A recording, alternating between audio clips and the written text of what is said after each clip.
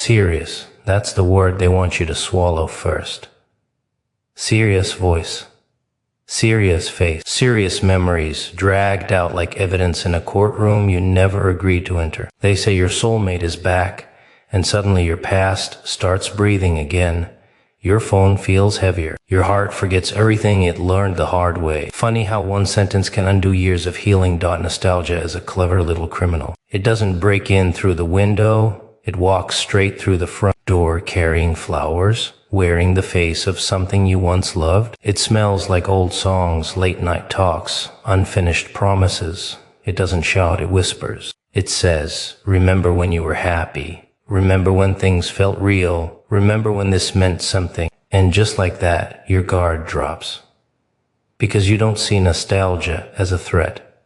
You see it as proof. Proof that what hurt you once must have been important. That what broke you must have been destiny taking a wrong turn. That's how the trick works. Destiny sounds noble. Destiny sounds unavoidable. It gives pain a crown and tells you to bow. Suddenly the sleepless nights weren't warnings, they were sacrifices. The disrespect wasn't disrespect, it was misunderstanding. The chaos wasn't chaos, it was passion. Nostalgia takes every red flag, dips it in memory, and hands it back to you as a love letter. Your brain is dangerous when it starts editing the past. It deletes the worst scenes first. The silence, the anxiety, the way you questioned your worth in front of a mirror that didn't recognize you anymore. Those parts don't fit the story nostalgia wants to sell, so they get cut from the script. What's left is a highlight reel, and highlight reels are addictive. They convince you that the pain was rare and the joy was constant, when in reality the joy was the exception you kept chasing. People don't usually fall back into old mistakes because they're weak. They fall back because the mistake knows their name. It knows how to sound familiar. It knows which memories to press when life feels empty and quiet. Destiny is just nostalgia wearing authority. It tells you this return means something, that timing has aligned, that the universe has corrected itself. But the universe doesn't send the same lesson twice, because you're special. It sends it because you didn't learn the first time. And the most dangerous part is how personal it feels. Nostalgia makes you think this story only belongs to you, that no one else could understand the connection, the depth, the history. That's how it isolates you. That's how it keeps you from asking the one question that would ruin everything. Why did it end? Not the romantic version, the real one. The one you avoid because it doesn't feel poetic. The one that doesn't sound like destiny at all. When nostalgia disguises itself as fate, it demands obedience. It tells you to ignore growth, to betray the boundaries you fought to build, to step back into a version of yourself who didn't know better, because that version loved harder, tolerated more, stayed longer. It convinces you that maturity is cold and distance is cruel, when in reality maturity is remembering exactly how much it cost you to leave. Destiny never needs to beg. It doesn't need reminders, screenshots, or emotional speeches about what we had. It doesn't rely on guilt or urgency. Nostalgia does. Nostalgia rushes you because it knows if you slow down, if you think clearly, the illusion cracks. You start remembering the tension in your chest, the way peace only arrived after it was over. So when something from the past comes back, dressed as meaning, asking to be believed again, promising that this time it's real, this time it's aligned, this time it's meant to be, you're not being tested by love, you're being tested by memory. And memory is not truth, it's a storyteller with a bias, and its favorite ending is the one where you forget who you became and step willingly back into the same fire because it once kept you warm, because it once felt like home. Because part of you is still addicted to the idea that pain plus time somehow turns into destiny, instead of just becoming familiar pain, waiting patiently for you to call it fate again. Logic is quiet. That's its biggest weakness. It doesn't beg, it doesn't cry, it doesn't send late-night messages or replay memories on loop. Logic just sits there, arms crossed, waiting for you to calm down. And that's exactly why the word soulmate exists, to shove logic out of the room and lock the door behind it. Because the moment that word is spoken, rules change. Questions become disrespect. Doubt becomes fear. Boundaries become selfishness. Soulmate isn't just a label. It's a muzzle. Once it's placed on something, you're not allowed to think clearly anymore. You're expected to feel deeply, blindly, unconditionally. If you hesitate, they look at you like you're committing a crime against destiny itself, as if using your brain is somehow betrayal, as if love should hurt, confuse, and drain you. And if it does, that must mean it's real. Logic asks simple questions. Why did this person leave? Why did you feel small? Why did peace only arrive after the chaos was gone? But soulmate doesn't like questions. It prefers statements. We're meant to be. We've always been connected. No one understands me like you do. These aren't explanations. They're emotional commands, and you follow them because they sound beautiful, because they feel important, because they make suffering feel special instead of pointless.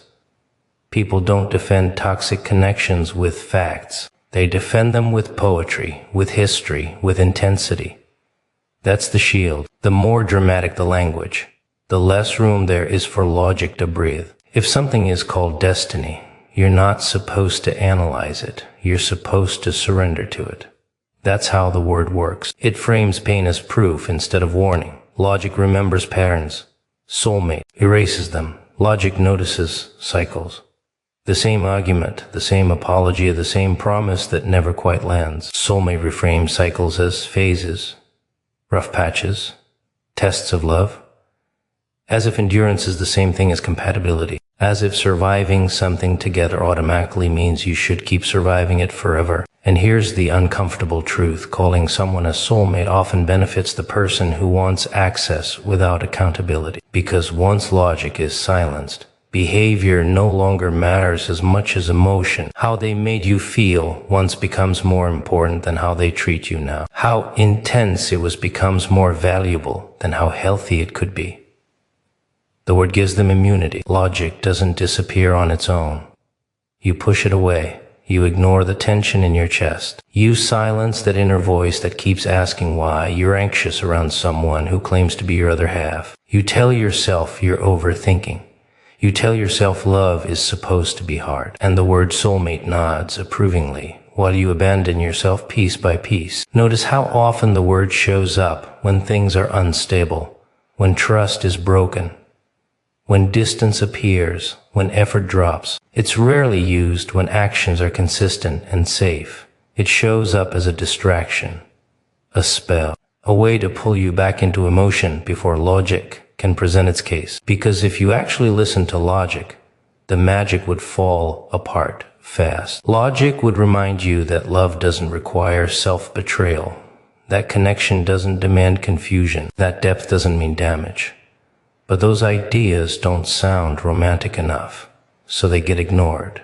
Drama feels deeper than calm. Chaos feels more passionate than peace. And soulmate becomes the excuse to choose intensity over stability while pretending it's fate. The scariest part is how convincing it feels.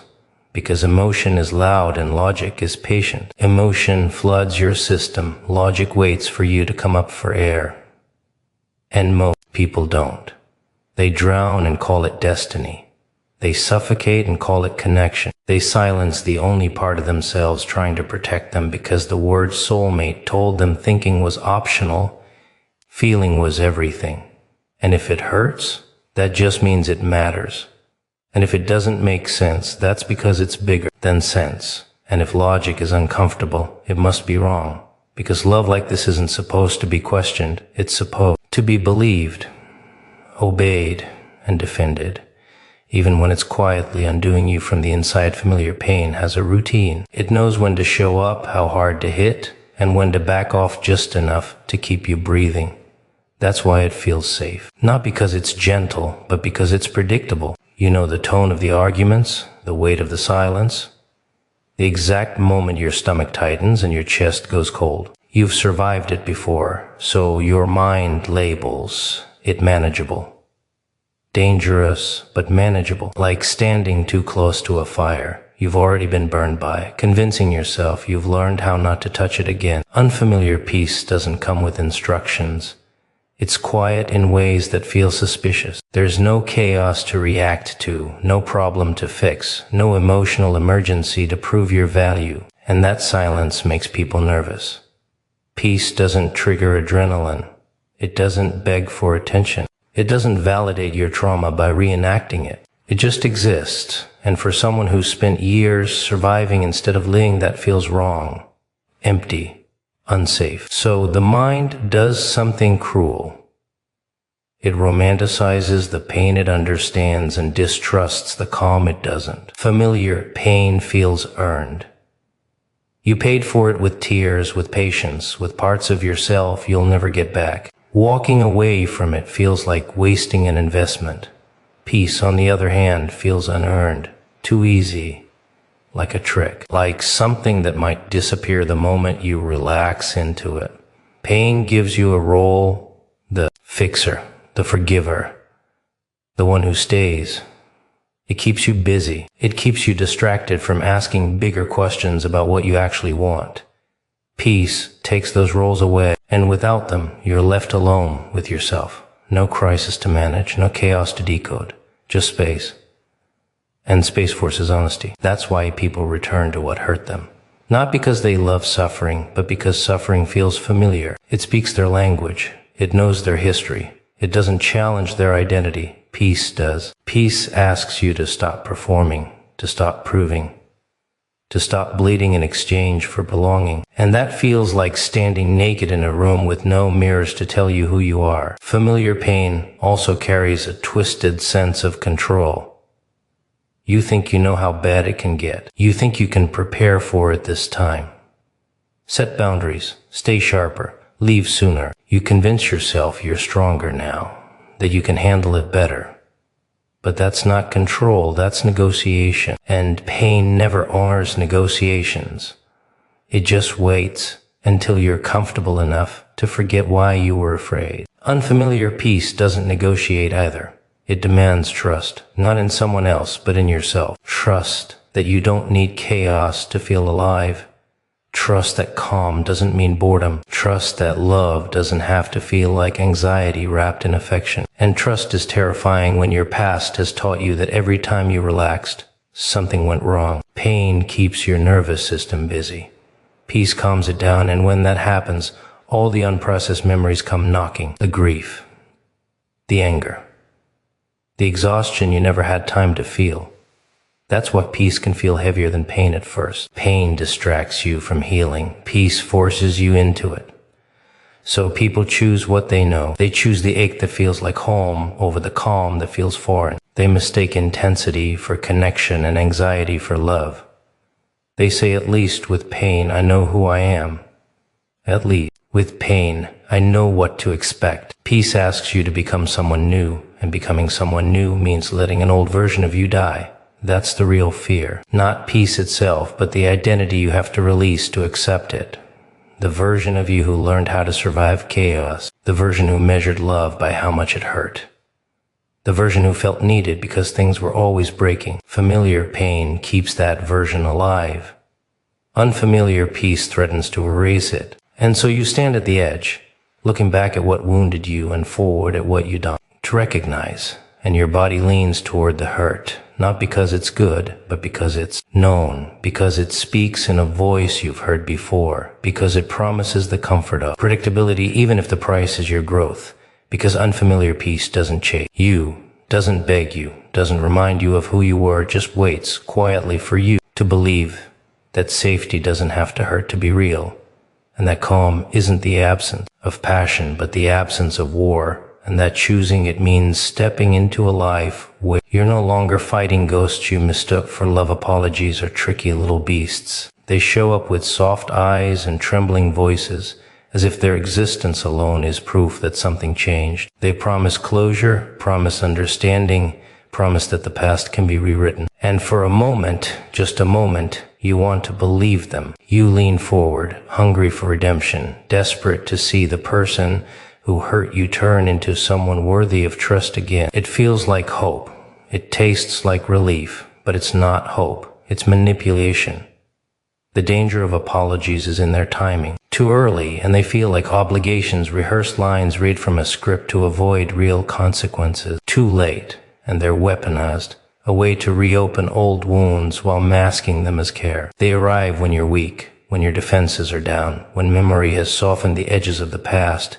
Suddenly the same person who caused you pain is offering you an emotional lifeline, and lifelines feel like survival. Words are cheap. I'm sorry is cheaper than proof. It's lighter than change.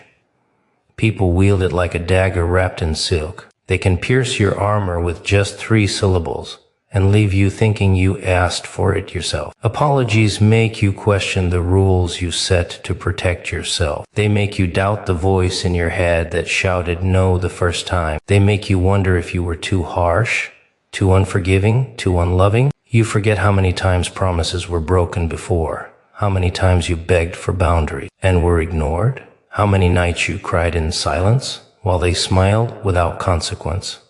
Apologies don't erase history. They dress it up, sprinkle it with charm, and call it new. They want you to believe that the pain was a mistake, not a pattern, not a choice, not a habit. And patterns are cruel because they repeat, always louder, always sharper, always dressed differently to test if you'll recognize them again. The most dangerous apologies aren't loud. They don't come with fireworks or confessions that shake the walls. They whisper. They make you feel special, like you're the only one they've ever wronged and the only one who could understand. That exclusivity is a trap. It isolates you.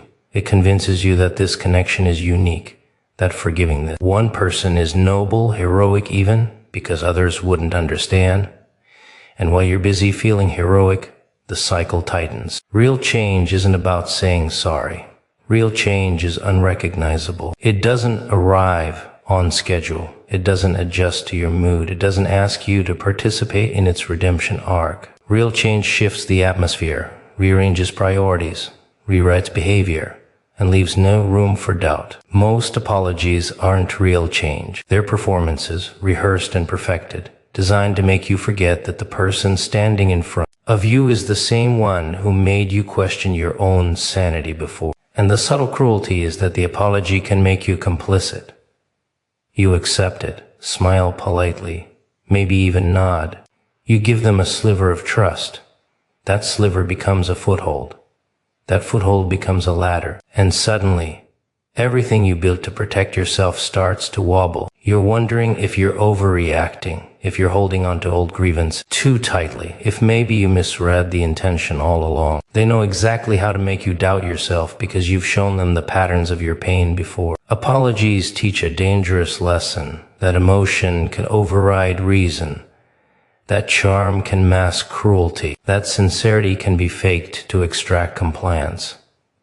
They appeal to empathy, exploit compassion, and weaponize love. And because humans crave connection, because humans want to believe in redemption, you lean forward again. You let down your walls, ignore the alarms, and hope that this time is different. And every subtle sign that things haven't changed, old habits, familiar excuses, the same manipulative tactics gets filtered out by the fog of desire.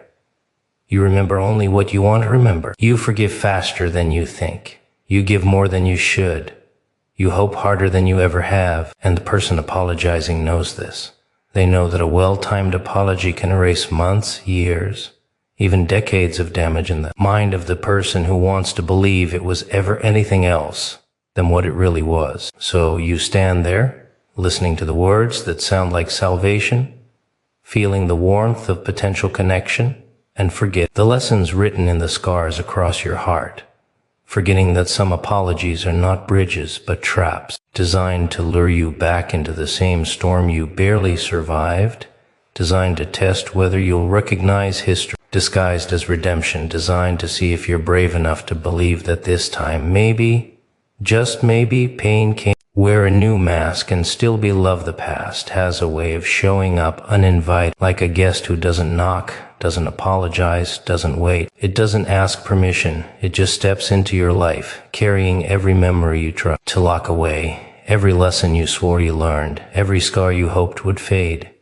And the cruelest part, it doesn't always come with warning. One moment you're breathing in peace, and the next it's standing there, smiling, familiar whispering that everything you thought you left behind was waiting patiently for you to return. The past doesn't care about growth. It doesn't honor change. It doesn't knock politely on the door of your present and ask if it's welcome. It barges in, dressed in nostalgia, in half-truths, in promises that feel like they belong to someone else, but somehow belong to you again. It reminds you of who you were, how you used to feel, how easily you could be manipulated, how deeply you could be wounded. And because it knows you so intimately, it doesn't need to raise its voice. A look, a word, a memory is enough to destabilize you. Every person carries their own version of the past. Some try to forget it, bury it, pretend it never happened. Others cling to it, replay it, whisper it to themselves when the world is too loud. But no one escapes it. It shapes the lens through which you see life, the way you trust, the way you fight, the way you love. And when it returns, it doesn't ask if you're ready. It doesn't ask if you've healed. It simply tests you, watching for the cracks, poking at the wounds you thought were closed, daring you to remember the pain you swore you'd never endure again. The past is patient. It waits until you are vulnerable, until your guard slips, until your judgment is clouded by desire, by hope, by weakness. It knows exactly when to arrive, which memories to trigger, which emotions to ignite. It's a master manipulator, wearing the mask of familiarity. It pretends to be a second chance, redemption, a lesson learned, when really it's a trap, a test, a reminder that the world does forgive mistakes. It only replays them for you to recognize them before it's too late. And here's the insidious part. The past doesn't come as itself. It comes disguised. It comes as a smile that feels like home, a voice that echoes in your chest, a word that sounds like truth. It comes as someone you trusted, someone you loved, someone who once knew exactly how to dismantle you piece by piece. And because it's dressed in familiarity, because it whispers the right things, because it mimics connection, your defenses lower, your logic hesitates. Your instincts, the ones that screamed warnings the first time, get drowned out by the seductive rhythm of history repeating itself.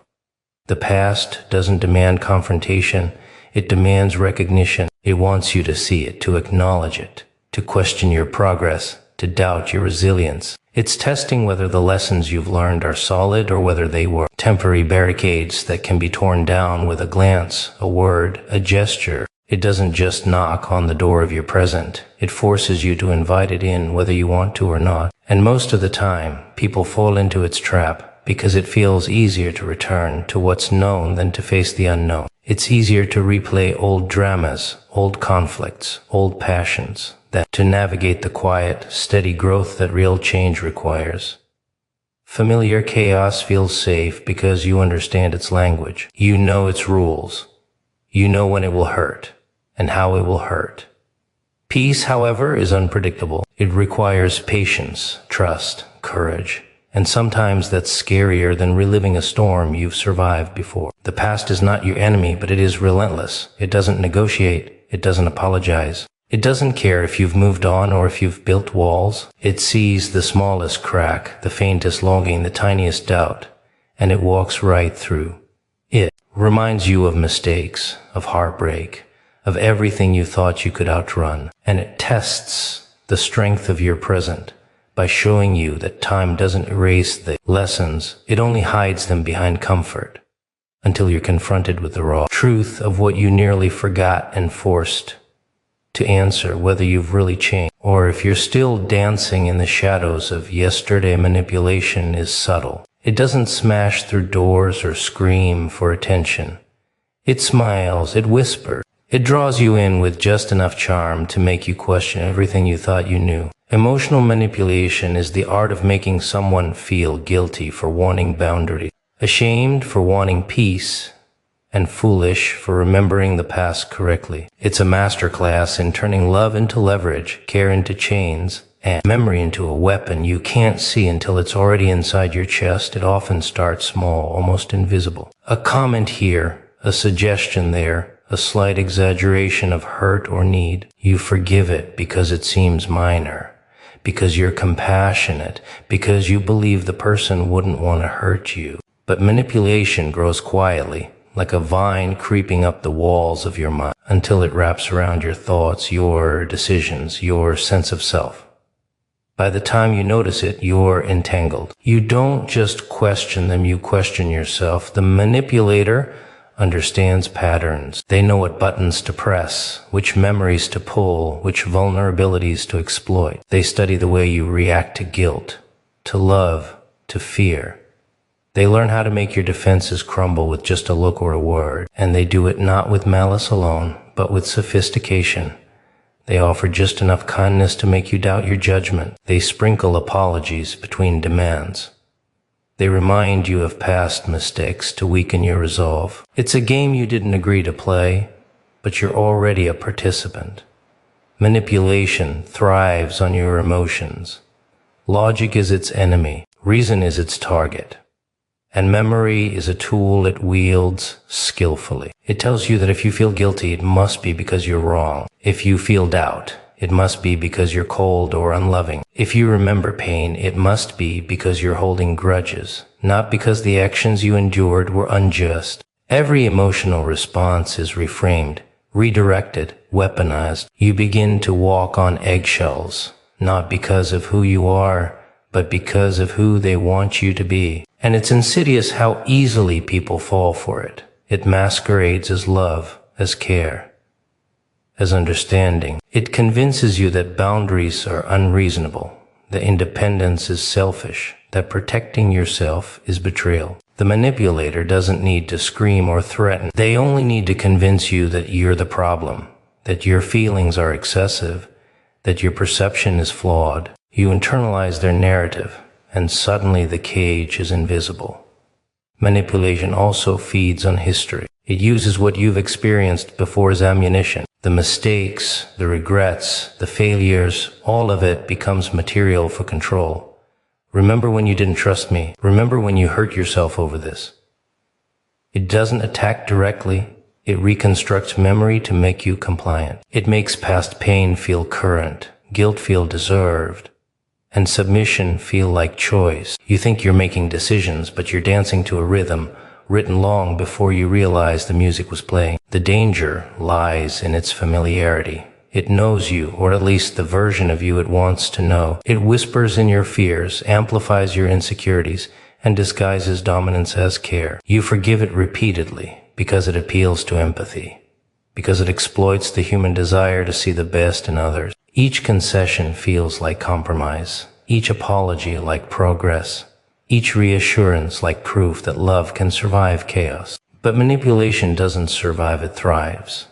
What makes it terrifying is how personal it feels. It doesn't come from strangers. It comes from someone you trust, someone whose approval matters. That trust is the soil that allows manipulation to grow. Without it, the tactics would be transparent, the patterns obvious. Because you care, because you remember the good moments, because you hope that love can be enough. You let it continue.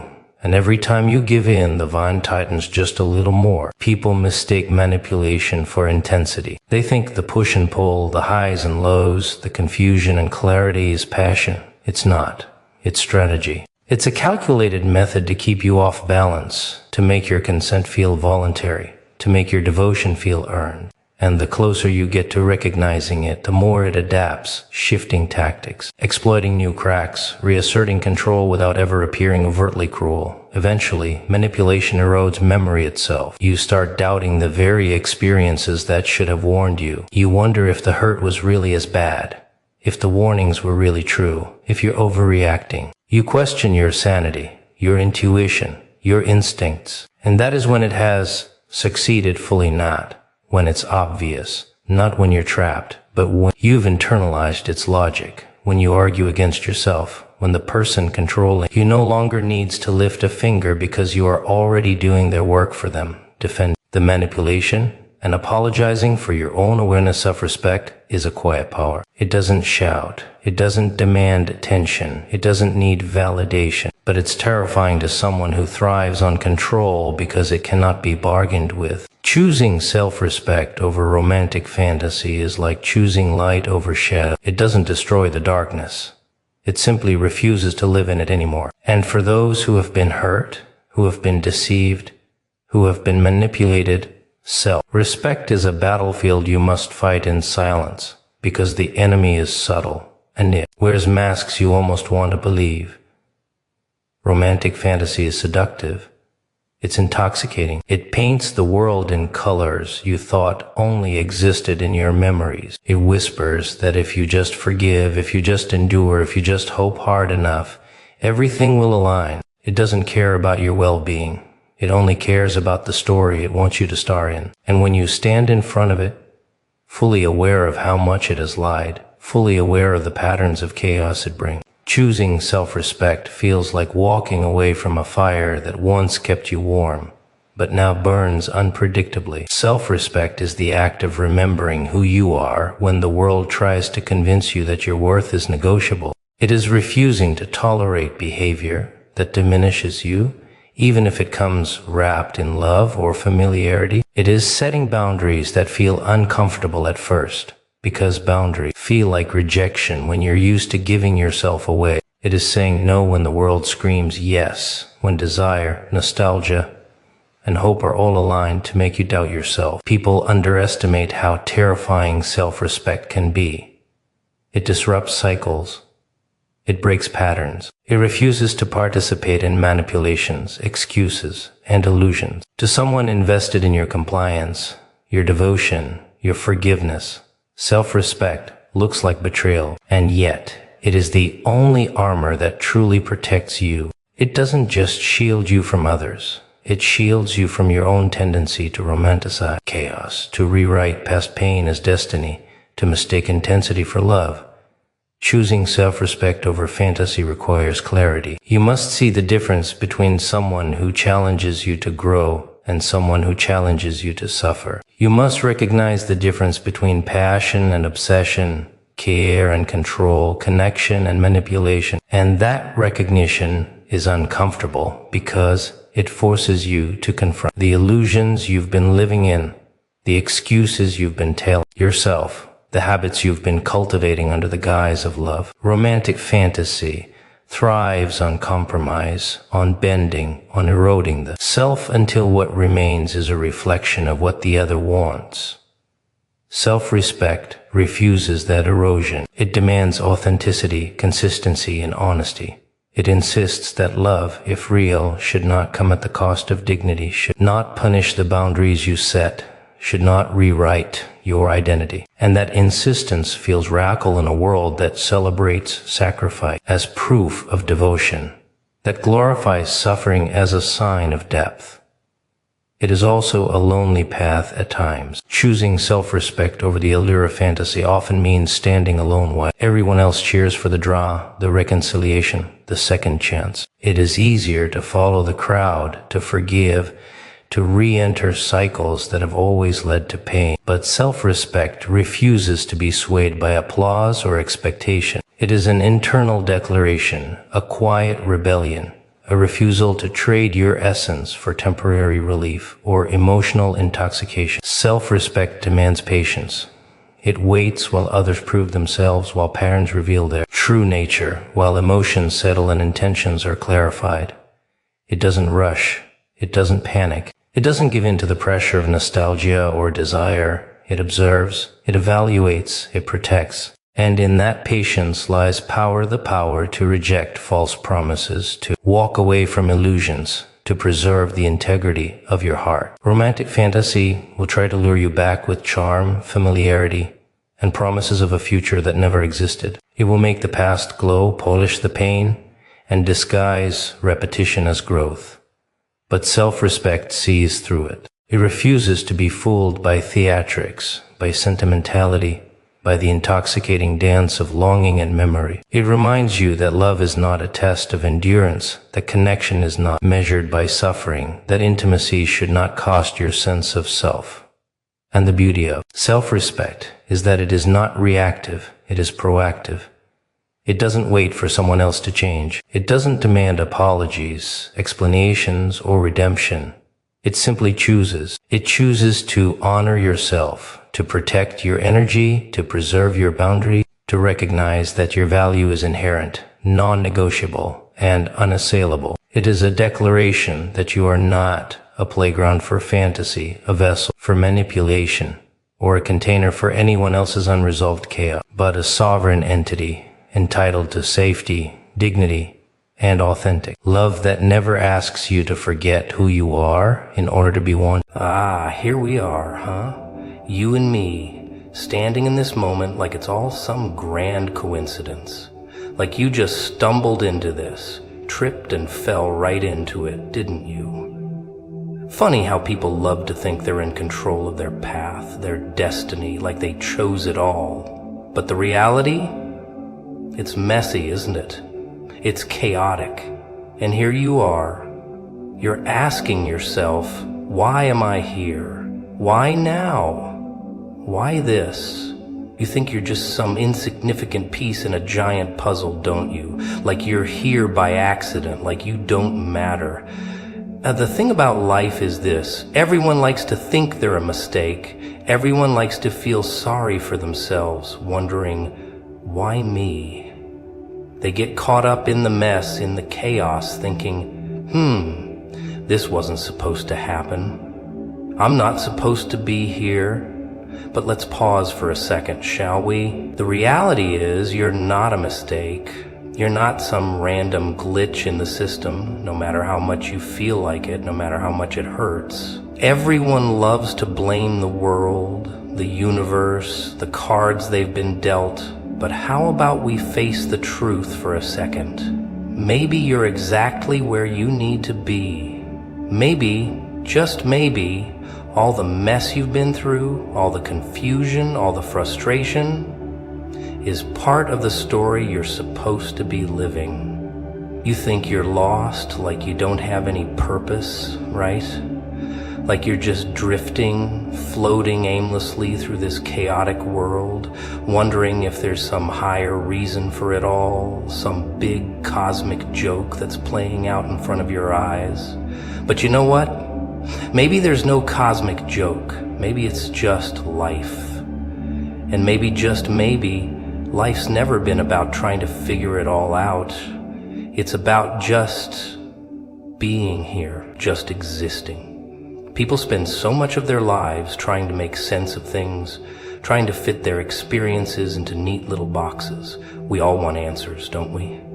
We all want to know why things happen, why we're here, what the point of it all is. But here's the thing. The answers? They're not out there. They're not in some textbook. They're not in some grand revelation that's going to hit you all at once like a bolt of lightning. The truth is, the answers are right in front of you. The truth is, you've been living it the whole time. The question isn't, why are you here? The real question is, what are you going to do now that you are? Because you're not lost. You're not some mistake wandering aimlessly in this world. You're exactly where you need to be, even if you can't see it yet. And if you want to find the meaning, if you want to understand why things are the way they are, you have to stop looking for some big, perfect answer that ties it all up neatly in a bow. The truth is, life's messy. It's unpredictable. And if you're going to survive in this world, if you're going to make it through, you have to stop pretending you have it all figured out. You have to stop pretending you're supposed to have all the answers, all the solutions. Life isn't some simple puzzle that you're supposed to put together. Life's a tangled mess of moments and people and experiences that don't make sense at first, but eventually they will. You just have to trust that they will. And the funny part, the more you try to control it, the more you try to shape it, the more you try to fit it into some neat little box, the more frustrated you're going to get. Because here's the dirty little secret. Life isn't fair. Life doesn't care about your plans, your ideas, your hopes and dreams. Life doesn't stop because you're having a bad day, a bad week, or a bad year. It doesn't say, okay, you've had enough, you've been through enough pain, let me give you a break now. No, life just keeps going, whether you're ready for it or not. And if you're waiting for life to give you permission to start, if you're waiting for some magical moment when everything aligns, when everything finally makes sense, you'll be waiting forever. Life doesn't wait for you to catch up. It doesn't pause. It just moves forward. And you can either keep up or be left behind. You can either accept that you're exactly where you're supposed to be, even if it doesn't make sense right now, or you can keep fighting it, keep resisting it, and waste your time hoping for something that's never going to happen. You're not a mistake. You never were. You've been living your life dealing with what's been thrown at you, trying to make sense of it all, trying to make it fit into something you can understand. But the world doesn't work like that. Life doesn't work like that. You can try to force it into your neat little mold, but it won't work. It will keep breaking, keep slipping through your fingers until you finally realize that maybe, just maybe, the mess is the point. The chaos, the unpredictability, the pain, the joy.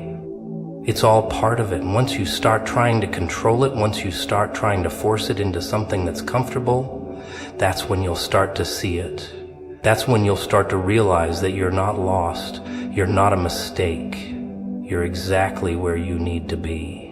So stop pretending you know better. Stop pretending you can control everything. The answer isn't out there. It's right here inside you. In the middle of the mess, and the moment you accept that, the moment you stop fighting it, that's when you'll find it. Never look around and wonder, what the hell am I doing here? Like, why am I in this mess, huh? You're just one tiny little speck in a world so big, so vast, it's easy to feel like you're invisible. Like you're not even meant to be here. You look at your life, all the weird, twisted paths you've walked down, all the people you've met, and you start to think, why did this happen to me? Why did it have to be this way? And let me guess, all those things that have hit you, the disappointments, the losses, the heartbreaks, the crap you've had to wade through, you make you question yourself, don't they? You're staring at the wreckage of everything, wondering if it's your fault, wondering if you messed up somewhere along the way. You think that maybe, just maybe, you don't belong here. Maybe you're just one big mistake that shouldn't even exist in the first place. But here's the punchline, the thing you probably don't want to hear. You're not a mistake. None of this, not one single part of it, is some cosmic error. You're here for a reason, even if you can't see it right now. All those moments that made you want to give up, all the things that made you scream in frustration, why me? They've been leading you somewhere. Somewhere you might not understand, somewhere you can't even begin to make sense of yet, but they've been leading you. And that's the truth most people miss. They look at their lives, all the chaos, all the pain, and they think it's random. They think it's all meaningless, like they've been dropped into the middle of a joke they didn't get the punchline to. But here's the real joke. It's not random. It's not meaningless. You were brought here. Yeah, you. All that crap you've been through, all the things you thought were pushing you further down, all those battles you fought, you didn't go through that because you're some kind of cosmic accident. You went through that because you're meant to get something out of it. You're meant to do something with it. It's like this. People are always trying to figure out why they're here, why they're stuck in this endless loop of repetition, this never-ending struggle. They spend their whole lives looking for answers in the wrong places, waiting for the universe to just hand them the secret to it all. But the truth is, you don't need to wait for someone to hand you an answer. The answer's already there, buried deep inside you. Under all the layers of confusion and doubt, you're not lost, not even close. But the problem is, you keep looking outward for what can only be found inward. You're looking for some big sign, some grand revelation that's supposed to light up the sky and tell you what you're supposed to do, why you're here. And let's face it, life's not that neat. There's no big sign flashing, here's the way, here's your purpose. Nah, life doesn't work like that. But you know what? It doesn't have to. The fact that you're still here, the fact that you've been through hell and back and yet you're still standing, that's the answer. That's your purpose. You're here because you're strong enough to be here. You've been through all the crap life's thrown at you because it didn't break you. Not completely. Sure, it hurt. It left scars, it left bruises. But you're still here, aren't you? And that's what most people don't get. They think that everything has to make sense right away. They think life's supposed to be a smooth ride, that there's some perfect path they're supposed to follow. But let me tell you something. It's not. Life's a mess. It's a beautiful, chaotic mess. And the more you try to make sense of it, the more frustrated you're going to be. You can't control everything. You can't fix everything. You can't have all the answers. But what you can do is learn from it. What you can do is take everything, every disappointment, every failure, every painful step, and use it. You can use it to grow. You can use it to build something new. And that's what people miss. They miss the fact that every experience, even the bad ones, can teach you something. Even the things that broke you, even the moments that made you feel like you weren't enough, those are the moments that will build you. They'll shape you into the person you need to be, whether you like it or not. You're not a mistake. You're not some random blip on the radar. You're here because you're meant to be here. And the sooner you realize that, the sooner you stop trying to fight against everything that's happening to you, the sooner you'll understand that the very things you're trying to escape from, the very things you think are holding you back, are the things that are pushing you forward. You think you're trapped? You think it's all a mistake? No. You're right where you need to be. And that's the best part. You ever get that feeling, that nagging little voice in your head that whispers, "This isn't fair. This isn't how it was supposed to go down. This isn't what I signed up for." It's like the world just flipped on its head and suddenly you're standing there, lost in the chaos, wondering what the hell happened. People like to say that life's all about choices, that everything happens for a reason, right? That you're in control, that you get to decide where you go, what you do, what happens next. But here's the thing, they're all full of it. Life isn't some perfect little puzzle that you can solve with enough thinking. No, life is more like one big twisted joke. And you're the punchline. You try to do everything right. You try to follow the rules. You try to play nice. You try to be good, to be fair. You work hard, you push, you grind, you sacrifice. And what do you get in return? Nothing. Yeah, nothing. The world doesn't care that you've been a good person. The universe doesn't hand you a gold star just for being nice.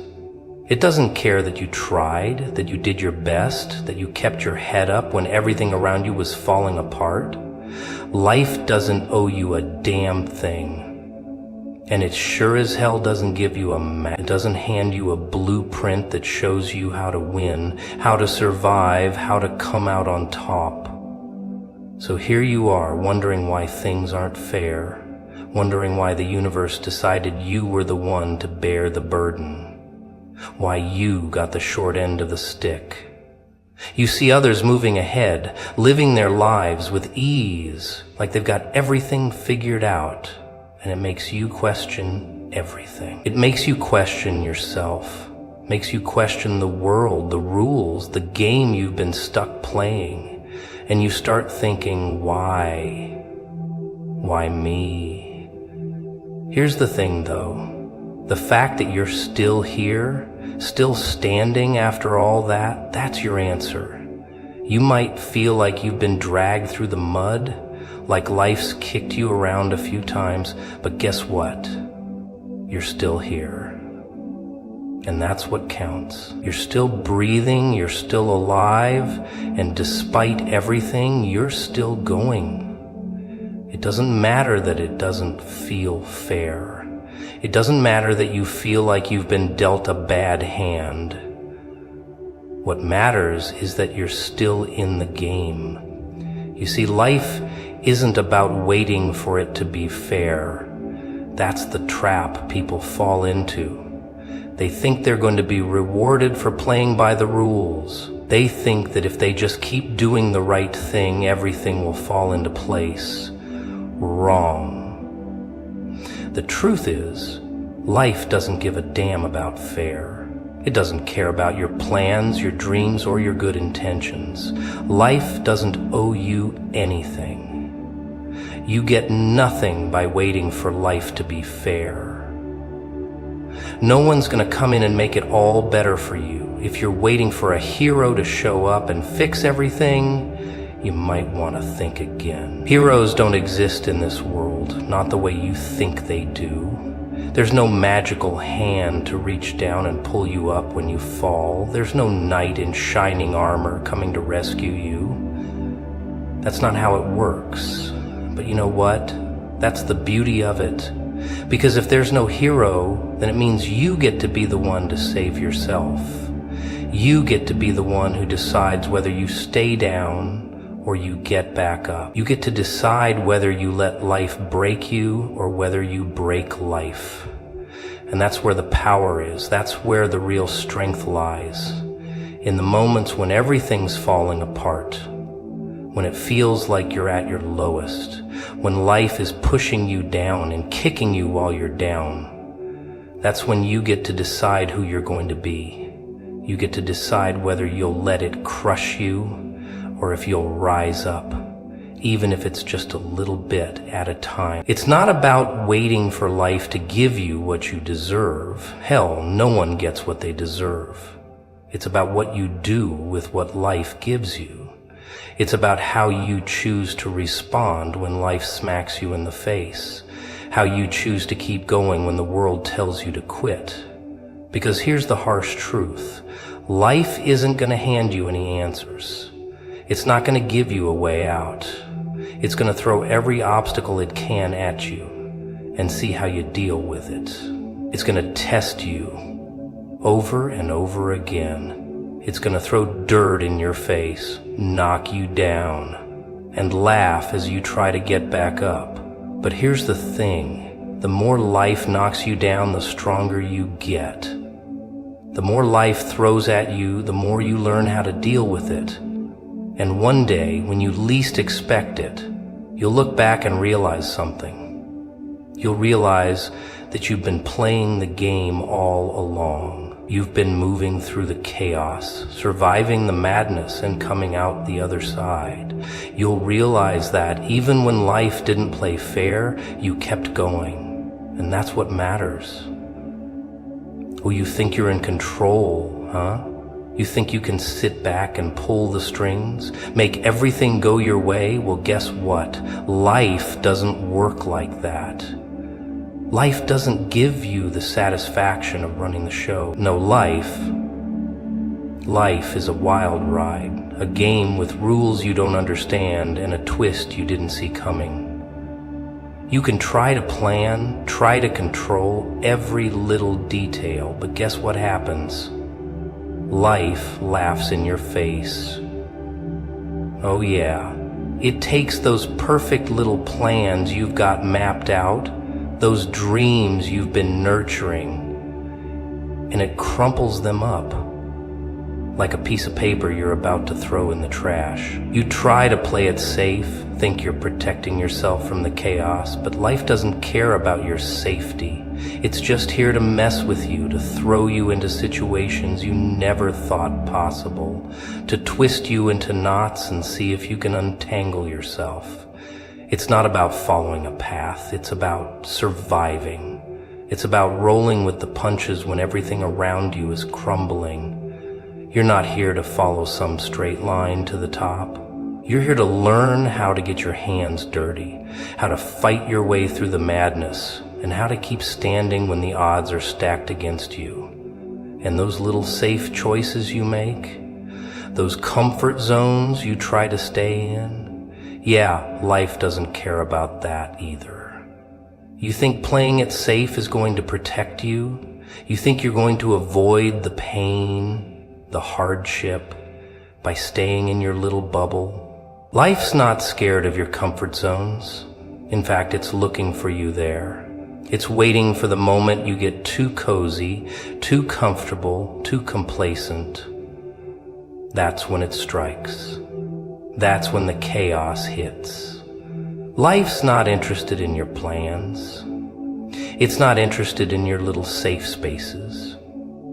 It's interested in throwing you out of them, making you feel that rush of fear, of uncertainty, of doubt. It wants you to confront the ugly truths. It wants to see if you can handle what's coming next. Because that's the real test, isn't it? Not what happens when everything's perfect, not when everything's smooth. The real test comes when everything's falling apart, when you're backed into a corner, when the world's giving you no choices but the hard ones. You think that's where you're supposed to break? You think that's where it's all supposed to end? Nah, that's where it's supposed to begin. That's where you learn who you really are, what you're really made of. That's when you find out if you've got the guts to keep going. Life isn't a game of following rules. It's a game of survival, of instinct, of pushing through when everything tells you to quit. You can sit there and try to plan every detail, make sure everything's lined up, but what happens when things go sideways? What happens when your whole world turns upside down? That's when the real challenge begins. You think you're in control of it all. That's cute. But here's the secret. Control is an illusion. The second you think you've got it all figured out, life's gonna knock the wind out of you. You are not in control. Not really. Life controls the pace, the direction, the chaos. And you're just along for the ride. And that's where most people screw up. They try to plan, to predict, to control everything. They think if they just work hard enough, if they just do the right things, everything will fall into place. But they're wrong. That's not how this works. Life doesn't care about your plans. It's not interested in your tidy little boxes and schedules. It's about learning how to react when things get messy, how to roll with the punches and keep going when you've got no idea where you're headed. You want a roadmap? Tough luck. Life's not giving you one. You don't get a map to the future, and if you think you do, you're only fooling yourself. The only way to survive this game is to adapt, to keep moving, to be ready for whatever life throws your way. It's a game of survival. You're not supposed to have everything figured out, not supposed to be able to predict what's next. You're supposed to learn, to grow, to change, to survive. You're supposed to get knocked down, get back up, and keep going. You're not supposed to have a perfect little life. You're supposed to have a life that keeps you on your toes, that keeps you fighting for every inch. And yeah, it's hard, it's messy, it's ugly sometimes. But that's the point. If it were easy, if it were perfect, it wouldn't be worth it. Life doesn't hand out easy rides. It doesn't give you comfort. It gives you challenges, it gives you obstacles, and it's up to you to decide what to do with them. It's up to you to decide if you'll crumble or rise. Life isn't about the destination. It's about the journey, the twists, the turns, the struggles, and the victories you win along the way. It's about showing up day after day, even when you don't know what the hell is going to happen next. And yeah, it's all a game, but you're the one who gets to decide how to play it. You're the one who gets to decide if you'll survive or just fade away. So good luck trying to control it. You'll find out soon enough, this is a game you can't win by controlling the rules. It's a game you win by surviving the chaos. You know, it's funny when you stop and think about it, how we all pretend like we have control over this life, like we can steer the ship, like we can decide where we're going, when really, most of us are just passengers. Yeah, we have our little dreams, our little plans, but most of the time, we're just reacting to what the world throws at us. And that's the real joke, isn't it? We get up every morning thinking we're in charge. We put on our fancy little masks, tie up our shoes, and act like we've got it all figured out. But deep down, we all know the truth. Life's just one big, unpredictable mess, and we're just trying not to drown in it. And that's the first thing we all need to understand. We're not in control. We can try to make all the right moves, do all the right things, follow the rules. But at the end of the day, you can follow the rules and still end up face first in the dirt. So what's the point of following the rules, huh? Everyone talks about how you have to be good, how you have to be nice, how you have to follow the straight path to get where you need to go. But have you seen where that path leads? Yeah, it's full of people who played by the rules and still got screwed over. I mean, have you ever stopped to ask yourself, who even made these rules? Who decided what's good and what's bad? Who decided that following the straight path is the right thing to do? 'Cause let me tell you something, life doesn't care about your rules. Life doesn't care that you followed every step, did everything right, crossed your T's and dotted your I's. Life just keeps throwing curveballs. And it doesn't care if you were just about to take that perfect shot. It just throws that curveball and watches you scramble. It's like a game. And the rules? They don't matter. You think you're playing chess? Nope. Life's playing a game you didn't even know existed, and it doesn't care about your little strategy. It cares about one thing: how long you can last before you break. That's the only thing it's testing. How much can you take? How much can you lose before you finally just give up and surrender? But the thing is, it's not about breaking, is it? No, it's about bending, twisting, rolling with the punches, adapting to the chaos. Life's not trying to see if you can win. It's trying to see if you can survive, if you can keep going when everything is falling apart, if you can rise when all the odds are stacked against you. It's not about being perfect or following the rules. It's about getting up when you're knocked down. Because trust me, you will get knocked down. We all do. Everyone does. But that's the thing. You've got a choice. You can stay down, keep feeling sorry for yourself, and blame the world for not being fair. Or you can get up, dust yourself off, and say, okay, what's next? That's where the strength is right there. It's in the getting up. It's in the decision to not stay down. And here's where the fun part kicks in. Because when you stop caring about whether or not life is fair, when you stop giving a damn about the rules, you can start to play the game your way. Life's got its own rules, yeah, but who says you have to follow them? Who says you can't break a few, make your own? And that's where it gets interesting. You don't have to play nice. You don't have to play by their rules. You can break a few. You can be the one who messes things up, who throws a wrench into the whole system. The system doesn't care about you, it never has. So why should you care about it? Forget about trying to please everyone. Forget about following their precious little roadmaps. Forget about waiting for your moment to be perfect. The world doesn't give you a perfect moment. It doesn't give you permission to rise. But you can rise anyway. You can take whatever they throw at you and turn it into something they didn't expect. That's the key. They want you to stay in line, to play by the rules, but you know what happens when you stop playing their game? You make your own rules, and that's when life gets interesting. You want to be a part of their game? You want to sit there and let them keep pulling the strings, controlling the narrative? Or do you want to take control for once? Do you want to decide what happens next? Do you want to show the world that you're not a puppet?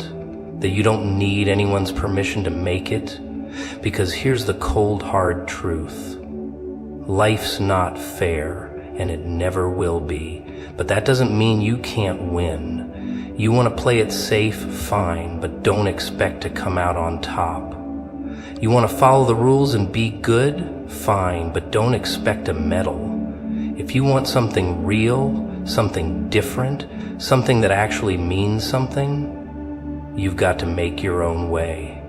You've got to stop waiting for permission, stop following the so-called rules, and start taking what you want. Because in this world, if you don't take it, it's never going to be handed to you. And that's the joke of it all.